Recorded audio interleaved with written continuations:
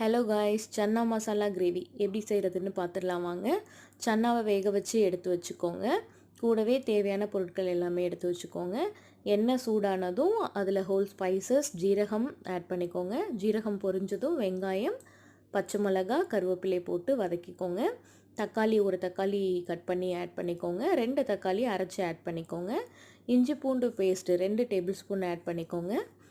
மஞ்சள் தூள் 1 teaspoon add பண்ணிக்கோங்க. மிளகாய்த்தூள் 1 டீஸ்பூன் ஆட் பண்ணிக்கோங்க. கரம் மசாலா 1 டீஸ்பூன் ஆட் பண்ணிக்கோங்க. கூடவே சன்னா மசாலா இருந்தால் சன்னா மசாலா 1 டீஸ்பூன் ஆட் பண்ணிக்கோங்க. வாட்டர் தேவையான அளவுக்கு ஆட் பண்ணிக்கோங்க. சால்ட்டு ரெக்வயர்ட் அளவுக்கு ஆட் பண்ணிக்கோங்க. நெக்ஸ்ட்டு நம்ம வேக வச்சு வச்சுருக்க சன்னாவை அதில் ஆட் பண்ணி தேவையான அளவுக்கு வாட்டர் ஆட் பண்ணி 15 மினிட்ஸ் அதை நல்லா வேக வச்சு கடைசியாக கொத்தமல்லி தூவி இறக்குனீங்கன்னா சுவையான chana masala gravy ready. Thank you.